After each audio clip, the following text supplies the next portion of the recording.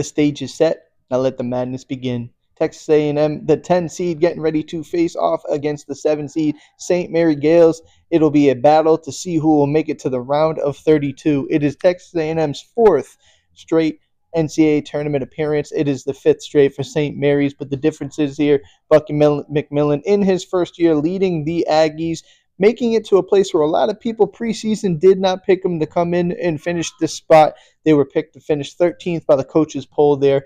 They finished 4th, ended up a 6 seed in SEC tournament. By all indications that this year has been a plus in many ways for Bucky McMillan and his crew. Now the next step is how far can they take it. Texas A&M in here playing two different styles of basketball with St. Mary's, where A&M is more a big, fast-paced, go ahead and shoot three-pointers and press you across the floor end to end here, while St. Mary's slows it down, plays with big bodies and a lower, slower pace there. So to see who will come out on top here, it's very interesting. Got a chance to talk to Bucky McMillan and some of the players in the locker room pre-game on Wednesday, just talking about what the vibe has been like and what is the sense in the building. And I can tell you right now, the confidence is through the roof. This is a group that feels like they belong, knows that they belong, and channels that underdog spirit. Now, as it sits, A&M is a 3.5-point underdog to the Gales. And for Bucky McMillan, somebody who came up the ranks as a high school coach, said 6 years ago, coaching high school basketball in Alabama, he embraces that underdog mentality. So for him, this is nothing new. For A&M, it's a roster completely comprised this offseason. One guy on the roster, no scholarship guys. Only Chris McDermott was there this year. Brought in 14 additional guys. And the highest rated recruit they brought in Mackenzie Mbaku, was injured and missed majority of the season, including all of SEC play. So this roster, how have they found a way to be successful? It's been the grit, it's been the identity, it's been the underdog mentality. They're going to take that into the next matchup here. That's what they feel like they have as a chip on the shoulder, as a strength, something they can build off of. With that being said, looking at this roster, there's only 5 guys who have been to a March Madness game in their entire career.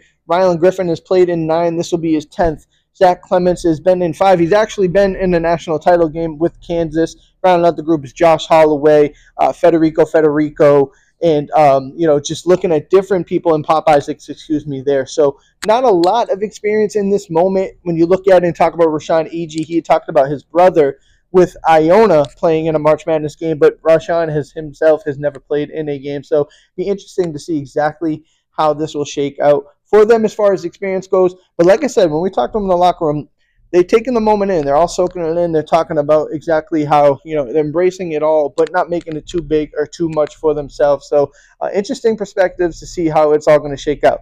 On the floor, though, it's a different style, a totally different style of basketball, right? They're going to have to go against a team that features a 7'2" Andrew McKeever. They got other guys who are 6'8". I believe there's 3 or 4 guys who are taller than 6'8". A&M starting lineup, unless they trot out Zach Clemens again like they did late in the season, it'll only be Rashawn Agee, who is above 6'5" or 6'6" in that group. So something to look at. The size matchup, A&M has had teams with size give them problems in the past. But ultimately, when you look at the way A&M plays, their style of play is, if they can shoot the lights out, they can beat anybody. When they don't, they struggle. So we'll find out early on what that looks like. Can they come out firing? When they find a way to score and score quickly, they can kind of change the pace, control everything, and make it to their liking as far as play style. So it remains to be seen exactly what it looks like. We'll have coverage the whole time while we're here. Texas A&M, St. Mary's first round matchup in Oklahoma City. Stay tuned. We got you covered.